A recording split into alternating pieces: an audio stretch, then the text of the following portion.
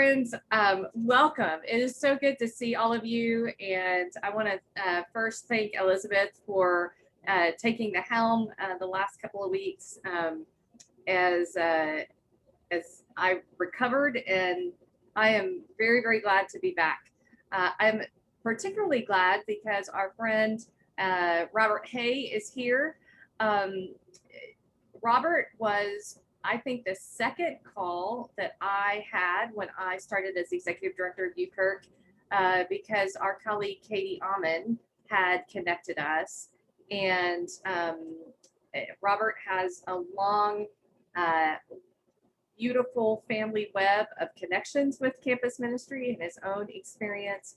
And how long have you been with the foundation now, Robert? Almost 10 years now.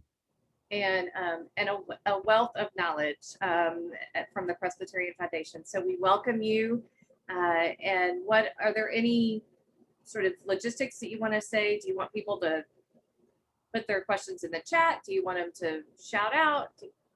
Yeah, either, whatever everybody's comfortable with. My plan is to kind of talk through the presentation that I have, but really would be open to please interrupt and question and challenge as we go. I'd much rather this be a dialogue, but I do recognize that we're also trying to record this as well for others who may not be here, who may kind of want to see it as a lecture.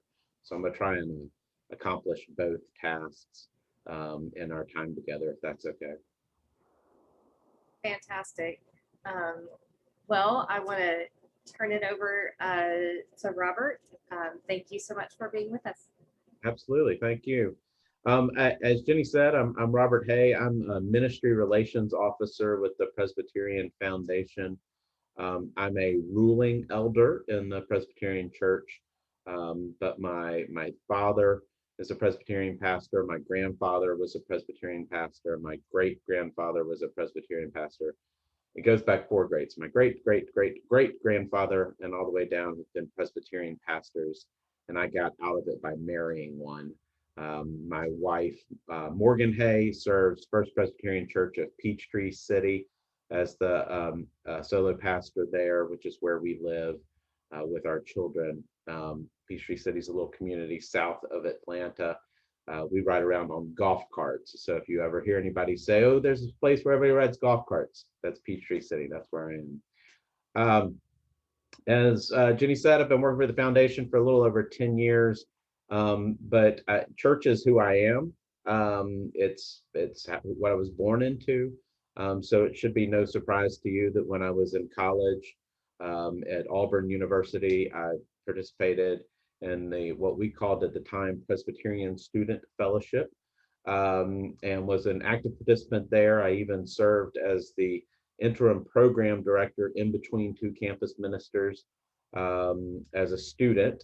And then after graduation, I went off into consulting career, and before I got into the nonprofit sector.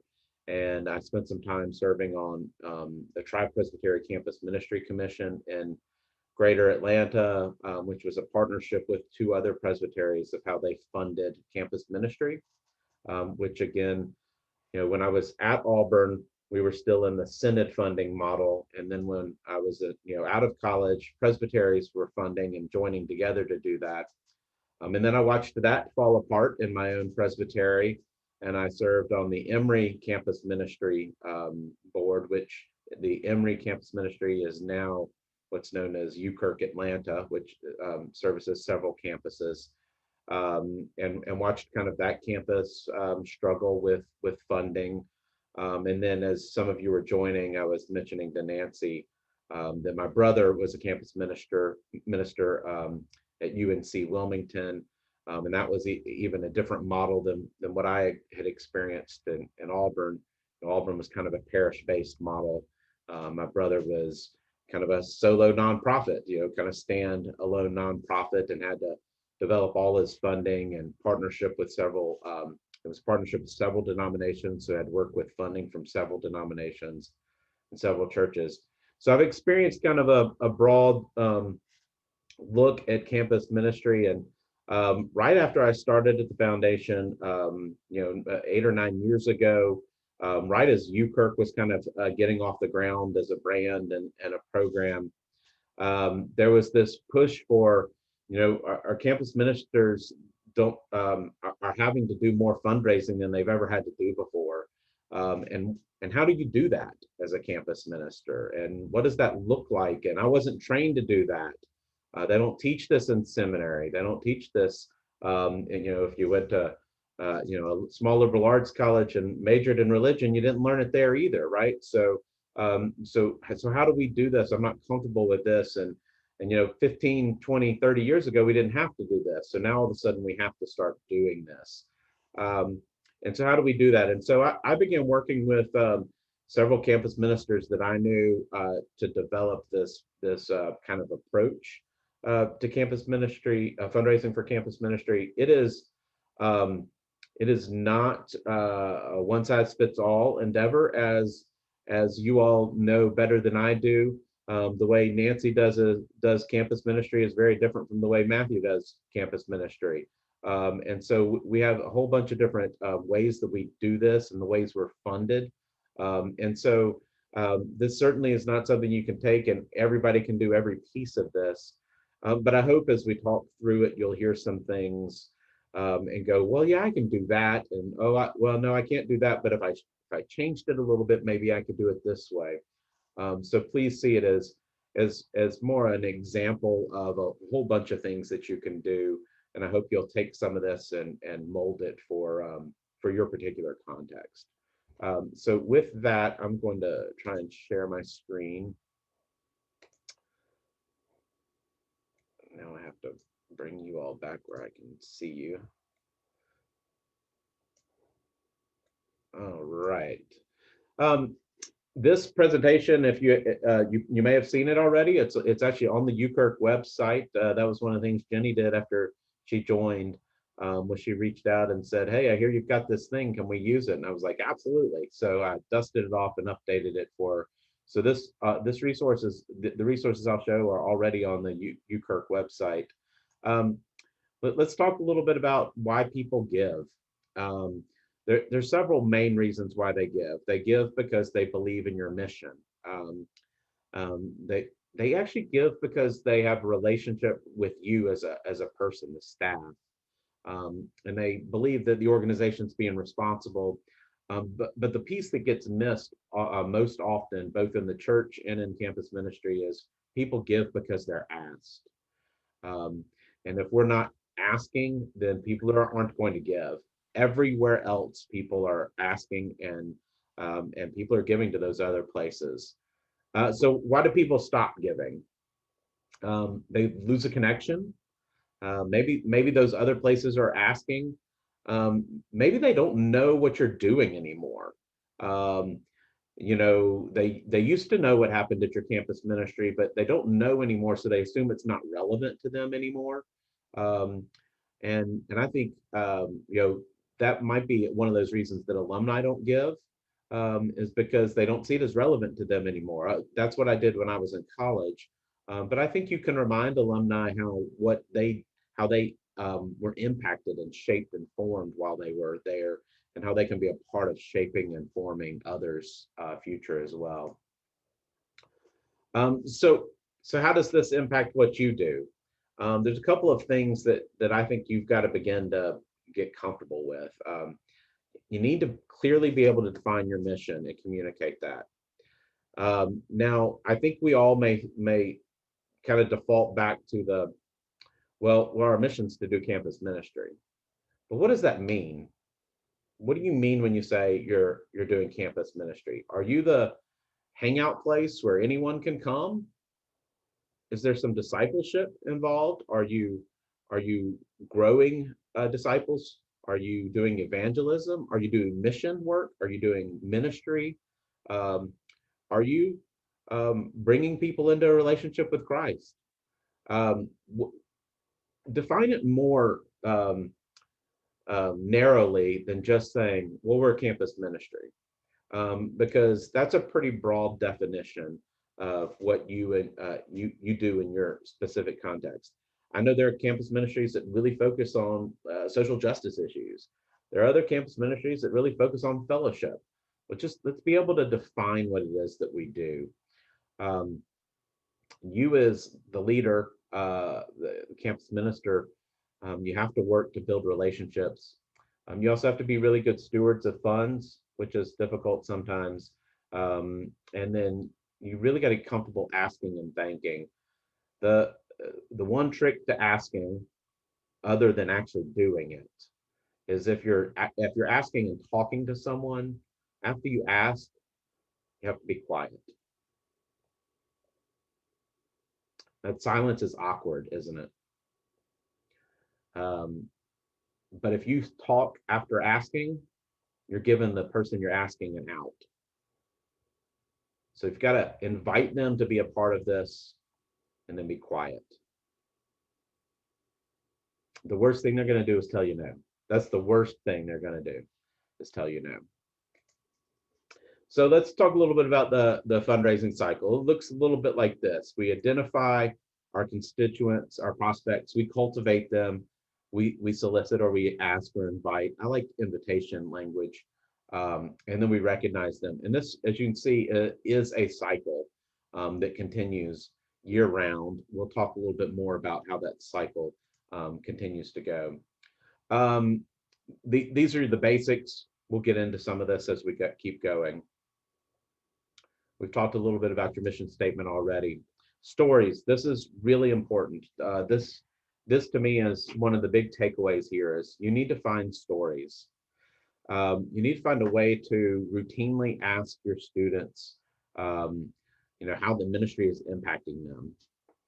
Find ways to write them down, jot them down, ask the student permission to share it. If they don't want their name used, ask them if you can use the story with a generic name. Um, Storytelling is a way of inviting people to see your ministry and your mission. It's a way of of of explaining why someone gives and how what they give is an impact. So I encourage you to find ways to develop stories as much as you can.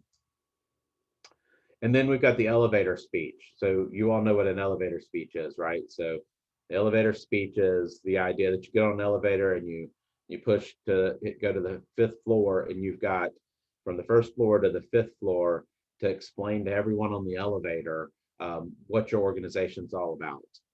And so that goes back to that mission statement. You've got to have that mission statement memorized, and you've got to have that, that quick 30-second speech of this is how we're making a difference in the world.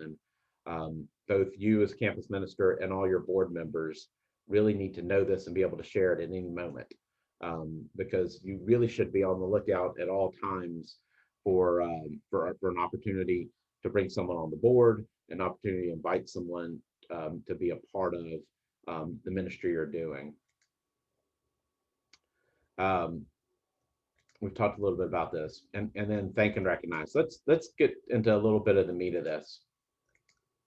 Oh, that was the one I wanted. Board member development. I know there was a previous session on developing your board. I think this is, in my experience, this has been one of the hardest parts of fundraising for campus ministries, is that many campus ministries are still operating out of a model of, board members are like church committee members. Oftentimes they have been assigned by a church that supports the church, the campus ministry. And so oftentimes people who serve on a church committee, their role is to kind of organize things, maybe promote things, and then maybe invest some sweat equity into whatever activity they're responsible for at the church.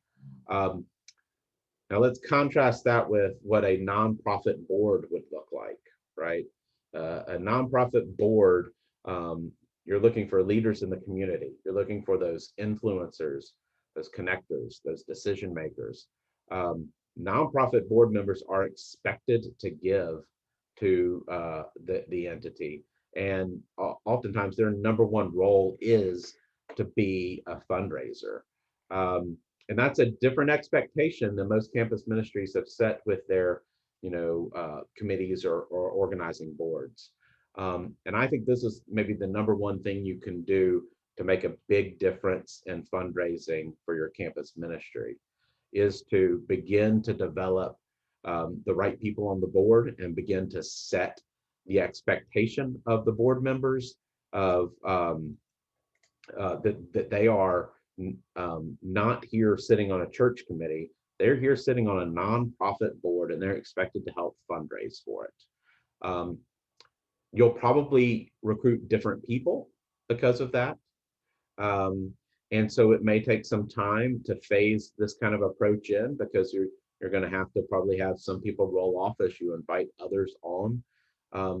But getting an active board who sees their number one job being to support fundraising and to support you in your fundraising can be the quickest way to make a huge difference in your fundraising. Here, board members must be donors, right? If I'm sure all of you have served on nonprofit boards, you remember this from when you were recruited. They tell you how much they expect you to give, or they tell you how much they expect you to help get. And as this says, fundraising should be the primary focus of the board. Let's get into the different constituent groups. Let's see, here we go. All right, this is where, a decade ago when I made this in PowerPoint, it was kind of cool looking, but it doesn't look as cool anymore. You've got your constituents in UKirk, those are your students, right? So let's see who your other constituent groups are. You've got alumni, you've got your community friends, you've got your local churches, you've got your denominational partners, and you've got your home churches. So we're going to talk through each one of these and give you some ideas about some things that you can do with each different constituent group. Number one with your alumni is to build a database of them and start reaching out to them. This would be a great activity for one of your students. Give them some access to some old documents and get them going and see if they can build a database. Use a Facebook group, use social media to get in touch with them. Do whatever you can to build a database of them. It always amazes me when I talk with the campus minister and they say they don't have a database of previous attendees or members or participants. So that would be number one. Number two, be intentional at graduation. One of my, I'm looking because it's not in here. It's in my closet. But at my graduation, my campus minister gave me a PCUSA lapel pin, and it's what I wear on my sport coat all the time. It's this PCUSA lapel pin. Had my campus minister also handed me a pledge card, it's likely that I would have been giving to my campus ministry for the last 20 years since graduation, because I was graduating and going to a job, and this was going to be my first time kind of making money and being asked to support the thing I was leaving would have been a really easy ask and would have gotten me really early. And so I think this is something that can be really easy to do. Challenge your graduating seniors to pay it forward as they move forward by making a monthly or an annual commitment back. And don't just challenge them, actually physically hand them a card or something in order, or a letter asking them. Consider having an annual alumni event. Some campuses, this is an easier thing to pull off than others. Some campuses have natural times when a bunch of people come back. I'm thinking of, like Matthew, you're at Florida State, right? So, that you've got 7 or 8 weekends a year that, all sorts of people come back for big football games. My brother was at UNC Wilmington and they just didn't have that. There wasn't any natural time to come back. But there were, annually he could have found times within the calendar for people to come back. But consider having an annual alumni event, maybe an annual alumni award given annually to an alum who has been critically supportive. And then, of course, if you have this type of event, make sure to make an ask. And then certainly after you've built that database, keep in touch with them on a regular basis. Social media is a great way for people to kind of see what's going on, your whatever the cool social media is today. Make sure you're connecting with your alumni as much as you can. And then annually, I would encourage you to send them an ask letter asking them to support. All right, so let's talk about your community friends. So your community friends are those folks in your community who are supporting you. I think coming up with a list of ways that they can help you specifically, and having that as something that you can hand to people, saying here is how you can support, UKirk. These are things that we need, and I would put money at the top of the list and then have a whole bunch of other things like the examples here. I think being really concrete about how people can support you is really important. Again, I think having a thank you event for these folks would be great. You've got those folks who maybe cook a meal, once a month, or those folks that host people when they come to church, or whatever the ways people are supporting you, including the way those that are giving to you financially. Have an event, make it a nice little event. Maybe have your students organize it, staff it, cook it, plan it, execute it, the whole 9 yards. I actually think involving the students in your fundraising is a way that you can provide a life skill for them.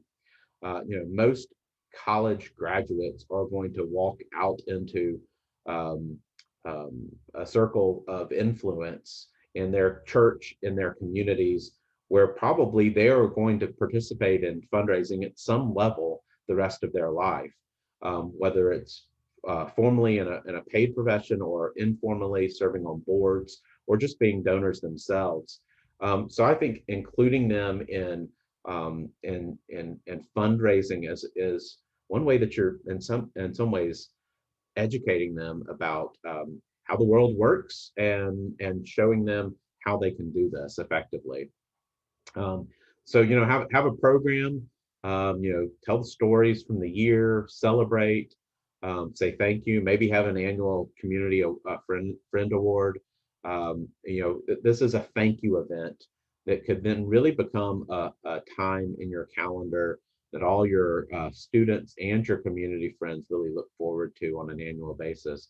And if you've got a small program, with a handful of kids and a handful of community friends, maybe this is just a dinner at someone's house, rather than a big meal in a fellowship hall. If you've got a bigger program, you've got a lot of folks, then maybe it's a big thing in a fellowship hall. I just think bringing people together and saying thank you is really is important. As important as asking is saying thank you in fundraising. So any ways you can find to say thank you will certainly support your fundraising efforts. Again, same communications with them as well. So local churches, this is probably where most campus ministers have spent their time, and probably don't see it as fundraising. They just see it as part of what they have to do because this church provides, $3,000 a year, and this church provides $6,000 a year, and this is where funding has come from. And so oftentimes you may just be maintaining what has happened in the past. But I think you can strengthen it by doing a similar thing. Hey, we appreciate that $3,000 that you send us, but here are some ways that not only the church, but your church members, could support us. Here are some of those concrete ways. Here's a bulletin insert for your bulletin of saying thank you. And oh, by the way, other ways that church members could support us, right? So I think, again, finding ways and in concrete ways that people can support you. There is some strength in actually forming some partnership agreements. So oftentimes campus ministries are just continuing to receive funds that have been budgeted year over year over year. And then, as we probably all have experienced, then some church has a budget crunch and you don't see that money. And so there might be some benefit in actually sitting down with some church leaders and saying, you know what, we want to be seen as an extension of your church. And, as campus minister, I want to be seen as a staff of your church. And I want your church to kind of own this campus ministry just as much as we do. And let's formalize that in some type of agreement saying, we're partners, and what the campus ministry will provide and what the local church will provide. Sometimes just kind of having those conversations and defining them and writing them out may prevent from the budget cut just because the church had a bad year. And again, if you were having that thank you event annually, I would kind of combine that and include your church partners and have their attendance at that thank you event as well. Denominational partners. So I work for the denomination at the Presbyterian Foundation, and I'm going to be really honest with you. I think you should spend some time on your denominational partners, but because of ever shrinking funds available, if you have limited time to focus on fundraising, put denominational partners on the bottom of the list. And that's sad to say, because I believe it's one of the ways we have failed in the PCUSA is by continuing to cut our campus ministry financial support. I think we do great youth ministry, and then we send them off to college and it's like we forget about them. And then we wonder why they don't come back to our churches when they're young adults. And so this is one of those great disappointments of mine in the Presbyterian Church. But realistically, those monies are shrinking. And you probably know that better than I do. And you know which presbytery leaders you need to lean on, or which synod leaders you need to lean on. So don't ignore them. But if you're prioritizing who you're talking to, I think this is lower priority than some of the other groups we've discussed because of the reality of the funding. But I do think if you're going to build relationship with them, you reach out to your presbytery leaders, you seek advice from them and their guidance. That's one way to kind of strengthen that relationship. Spend some time at a presbytery meeting, and try and address the entire presbytery and share, give a state of the campus ministry to the entire presbytery, things along those lines. You all are doing this already, so I'm not going to spend any more time here. Home churches, I think, is a big missed opportunity. So home churches are the churches where the students come from that aren't necessarily geographic to your campus ministry. So, you've got students from all over the country, and some of them come from churches. Some of them don't. Some of them you are their first introduction to kind of church. But for those that are coming from churches, I think this is a great opportunity to write a letter to their session, say, hey, here at UKirk, we've become the church home away from home. We're going to love and care for the kids from your church while they're here on our campus. Here's a way that you can support the kids that are on our campus, or this specific one kid on our campus, and include, of course, financial support. Encouraging them to have some type of, I know churches that as kids go off to college, they assign a deacon or an elder to kind of be the liaison to take care of that kid while they're off in college. Encouraging programs like that, and kind of leaning into this connectional system that we are as Presbyterians. Many churches have budgets for scholarships. They have budgets for youth ministry. They have budgets for Christian education that aren't getting used. And so this is an opportunity to say, hey, those kids that grew up in your church, they're still being churched, and you can help them continue to be churched by helping support us while they are here. So again, I think this is another opportunity for the students to participate in the fundraising. Have them write the letter to their home session. Hey, I'm here. This UKirk thing is great, and I would love your support while I'm here. I mean, you all have been in the church long enough to know that those types of letters received by a session would just bring joy, tears of joy, even to many session members' eyes if they saw that a kid from their church actually was still connected to church while they were in college, and was so excited about it that they wrote to their home church about it, right? So this could be a really powerful way to build a connection or strengthen the connection in our connectional system.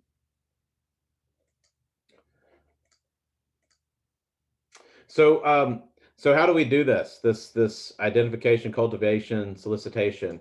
Well, we need to do it year round. Well, what does that look like?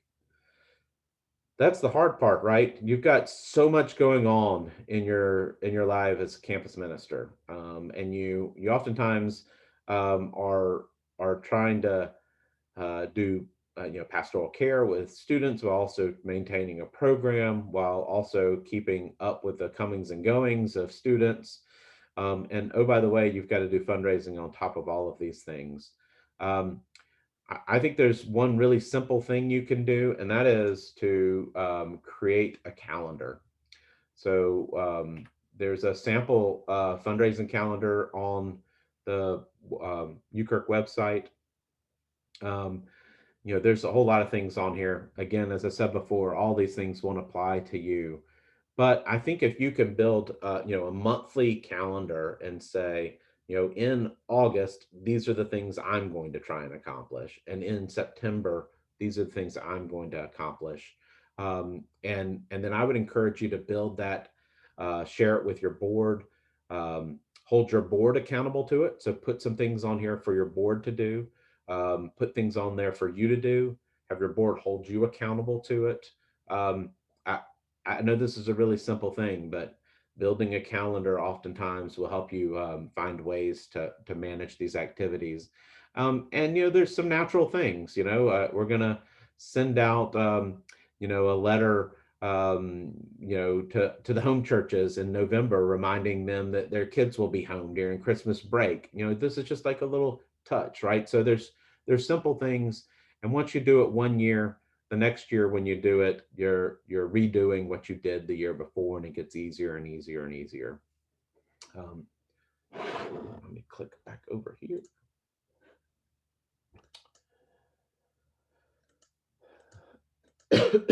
You all know most of these tools.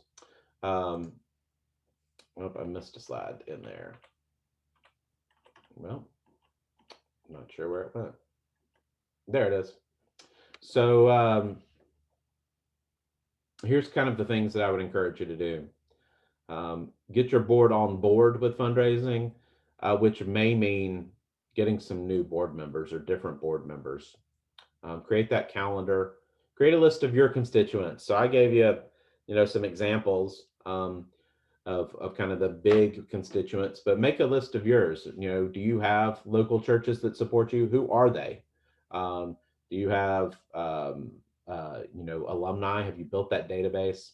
And then just begin engaging them with stories, activities, but most importantly, you just have to start asking.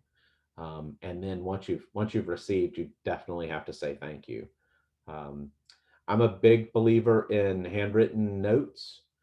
So if you begin to get donors who are giving, I would encourage you to use handwritten notes. I've actually just discovered recently an online resource called Handwritten. It's handwritten with a Y instead of with an I. And it's because my handwriting is terrible and so bad that I'm embarrassed by it oftentimes.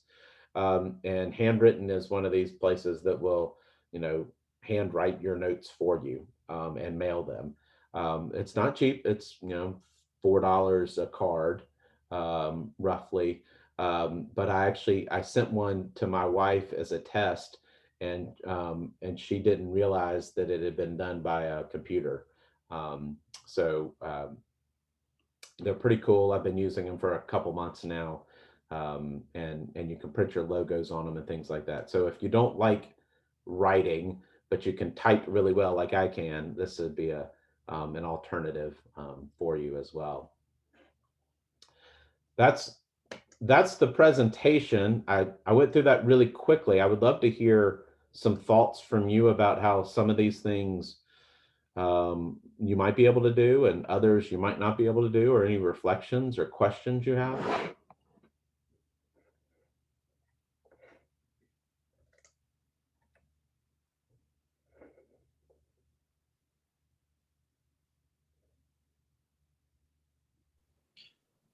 I think one of the ones that surprised me was the handwritten notes. I did that for something. We had a former board member who died. And instead of flowers, they asked for folks to send money to us. And so I wrote notes to all those people and had the opportunity to preach at this church. And two different people walked up at different points and were like, "Hey, thank you for writing a note. Mm-hmm. We really appreciate that." And I was like, "Cool. Don't know who you are, but right. Cool." Yeah, it's amazing how a handwritten note really touches people. Like if you think about it, you could probably think of the last handwritten note you received. And if you think about it for a moment and then you remember who it was that sent you, my guess is you'll all start to smile a little bit, because there's something intimate about a handwritten note, and that's so much more meaningful in a world where we get text messages and emails and Facebook messages and all those things going at us all the time. To slow down, know that somebody slowed down long enough to write a handwritten note, or at least paid a program to do it like I do, is really, I think, meaningful. I was going to ask, coming from a situation where fundraising has definitely not been a strong point, but thanks be to God, we are in a presbytery that supports us tremendously. And we also have strong partner churches. But I think the more we begin to develop some of the other avenues, even those partners will be more supportive, even if it's not in a financial way, when they see us doing the other things. Right. And I say all that to say, so like all that stuff was a lot. So trying to get my board to focus on the things that are the most important, or any board to focus on the things that are the most important, because there are some things that are sort of low-hanging fruit, but they really don't net a lot, versus putting in the work to till the soil and plant the seed and all that you're not going to see, Right. results quite right away. So can you just speak to that? I hope I've said enough that you get what I'm talking about. Yeah, absolutely. So I guess I would focus on three places, recognizing that you've actually got pretty good support already. I would begin to look at your current board and see if those folks who are on your current board see themselves as a fundraising board or not. And if they don't, while you are currently getting good funding, you're not always going to. And so I would encourage beginning to make that shift on your board of making it a priority to have members who see their role as fundraising. So that's one, because that's looking down the road, right? Knowing that in 4 years or 5 years, some of your funding is going to be cut, and you want to be ahead of that rather than behind that. So that's one. If I were focusing in two other places, I would focus on those local churches that are supporting you, to strengthen those relationships, because those are the people who can actually, it's relatively easy for them to see what you're doing. because they can show up at an event and cook dinner or whatever it may be, and they can actually see ministry happening. And so from a low hanging fruit, they're the easiest ones to see your story. And then the other is alumni. I would really focus on alumni as next, because they can remember the impact you had. Does that help? Great question. Yeah, and Jenny and I have talked about this a couple times. I've worked with several campus ministries, and worked with one within the last couple of years that they had a board, and that board did not see themselves as a fundraising board, and then all of a sudden their funding changed drastically. And that board was smart enough to realize, oh, we got to do something different. But then they quickly realized they were the wrong people to do it, right? They were not a fundraising board. And had they maybe kind of just 12 or 18 months in advance of all this, if they kind of made that shift and maybe had one or two different people on the board when their funding was cut drastically, they might have been able to live through it. So I really think we've got to get our boards shifting their mindset and make sure we've got the right people on them. One thing you talked about, Robert, was, if you had been handed a pledge card when you were graduating, you've been giving the last couple for a while. And I think in our ministry, we really tried to focus on celebration of the graduates. So we haven't done a pledge card to the graduates, but we have taken and adapted a campaign that we saw UKirk Knoxville use. And that's like a campaign for the graduating class. So this year it was our $20.21 campaign for, the class of 2021 or $2,021. And that's kind of part of our spring newsletter that we send out to all of our partners, but also something that we also extend to the students and participants in the ministry. And it's been really wonderful to see students participate and be able to celebrate their classmates, whether they're graduating themselves or a friend is graduating, and give $20.21. And that's within reach for them, but then also see it translate to a pretty specific ask for donors that could give a larger amount, and see $2,021 come in from folks who have maybe given at a lower level in the past. So I just extend that as a good idea. We borrowed from somebody else that's worked really well for us to kind of finish out our individual fundraising goals in the spring each year. Yeah, that's a great suggestion. I really like that. And wheels are turning on other ways that could be used. So yeah, thank you for sharing that.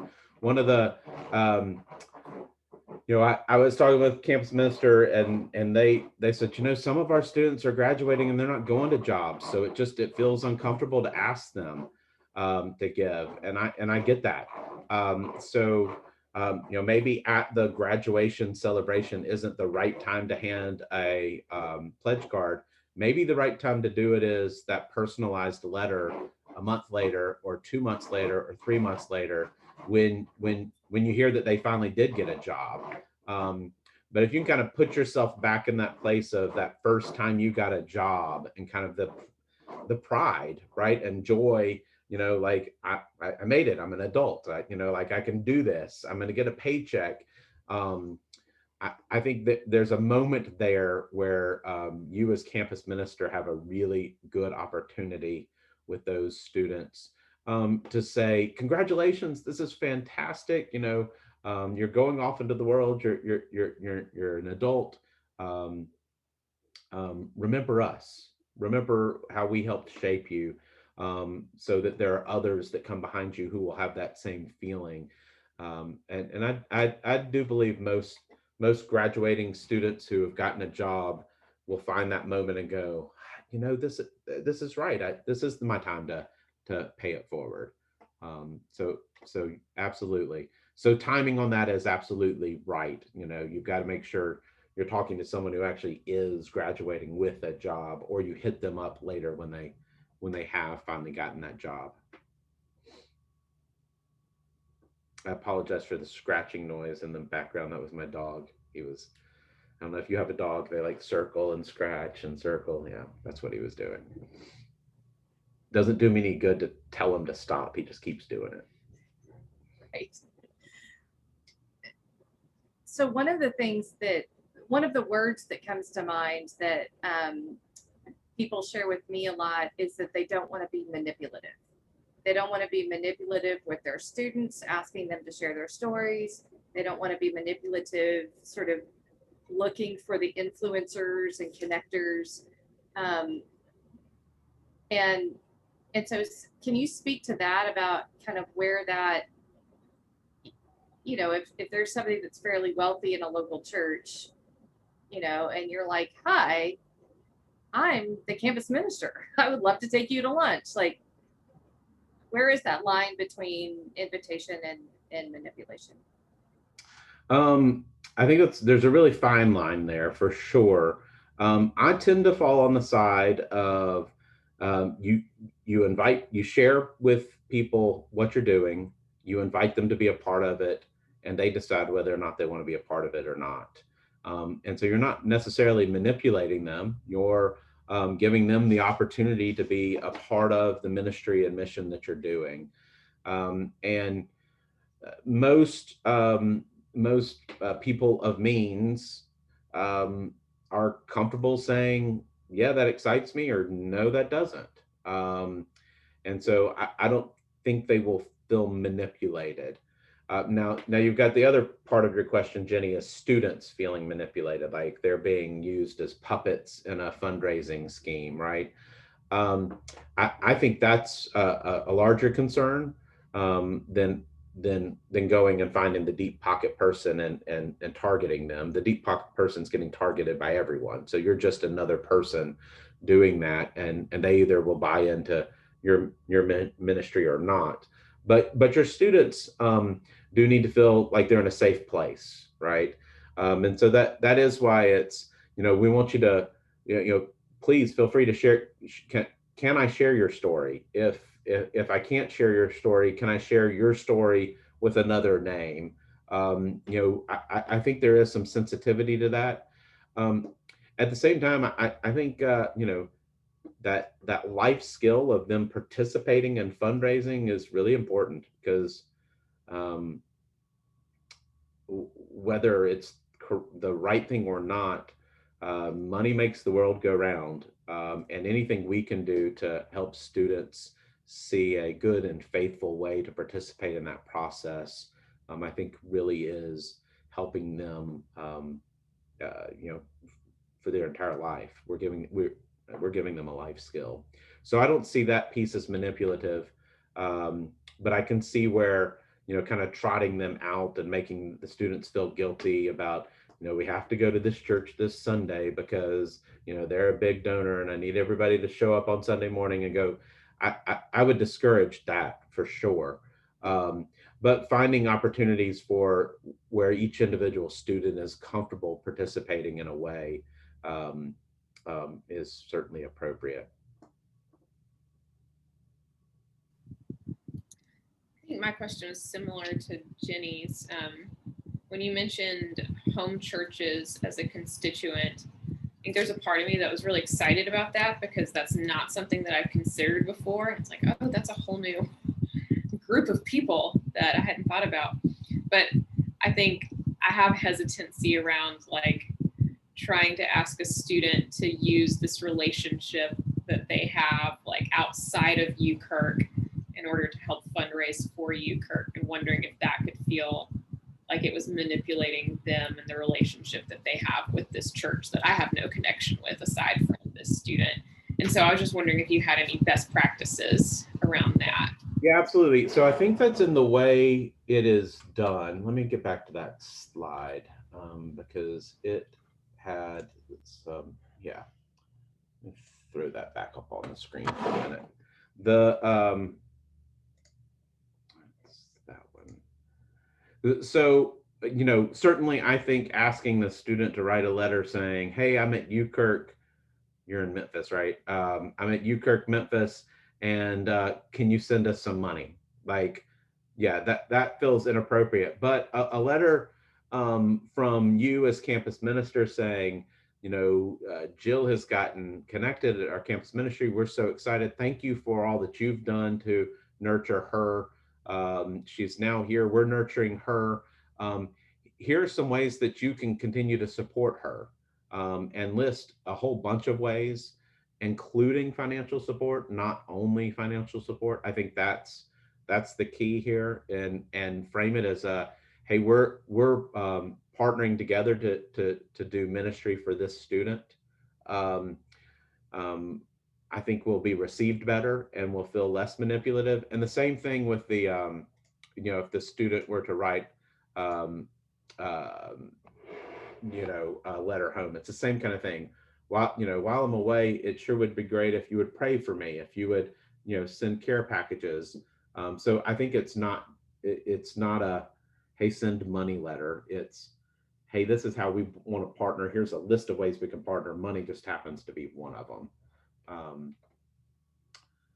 And it also may depend on the church as well. So there are some churches that wouldn't blink an eye at church, a campus ministry seeking funds, right? Because they've got a big foundation and they grant out, right? But there may be other churches that, are a smaller church and kind of more of the, hey, here's your student who's with us connection will feel a lot more comfortable. I think I would listen to the student and their comfort level with that as well. Does that help any with some of that? Yeah. So it certainly is not a, hey, here's a pledge card to the church with no other explanation, right? Yeah. Thank you. Another thing that has helped us with that is when the student is doing like a major project or like going on a mission trip, is to encourage them to help offset the cost that they're going to have to give, to be able to teach them how to write like a support letter to their missions committee or outreach committee, and just being able to find really intentional ways that church can partner in a very specific way that specifically goes to that student or towards their ledger, so to speak. Yeah, that's great suggestion. Another one that just popped in my head was, some of your best advocates are going to be the youth directors and youth pastors.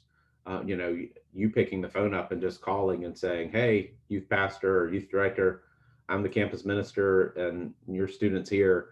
And just having a real frank conversation with that person, that they'll probably get it. They'll understand, funding and funding needs, and may be able to be not only an advocate for you at that church, but they may be able to give you the insight on the best way to approach that church.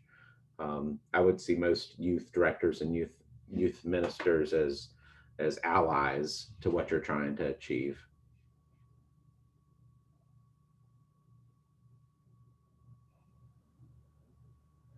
One of the things that really struck me was the opportunity to thank community partners and churches. I liked the fact that you put those things in two different categories, because I think sometimes we think of them as one thing. What would the criteria be for the awards, or like would students nominate? Kind of how are that done in a way that's meaningful? Yeah, I don't know that I have any good criteria for that. It's kind of one of those honorary things that someone really participated in the life of the campus ministry this year, and maybe it was the volunteer who cooked every once a month, or the maybe it was the person who gave a lot of money, right? And maybe each year it could be kind of something different. I don't have any great criteria for it, because it would probably be different in each instance. But it would kind of give a way to kind of have an annual gathering where you're not only saying thank you, but you're saying thank you to to someone specifically, or honoring someone specifically as well. It may give something for some other community volunteers to kind of strive for. If you look at some of your community organizations, your Rotarians, they'll have Rotarian of the Year, and so it's kind of in that same vein. It's kind of to just recognize those who went above and beyond. I don't know that that's necessary at a thank you event. Just another one of those ideas. Just gathering everybody who did anything and saying thank you to them would be enough of a reason to get together. So I don't know that an award is necessary either. But it may be a good way to model the kind of volunteerism you really want. Right. Right. We're highlighting this person because they got it right. Right. That's right. I want to be mindful. It is 2:30 on the dot, and I know that we can all have another hour of questions. Or Robert, what do you think about this? But are there any final questions or observations that anybody wants to share?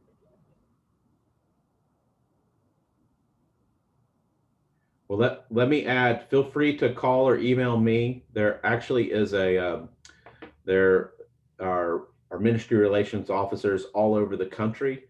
And yes, we focus on helping churches, but campus ministry is just an extension of that. We all would be happy to help in our own way.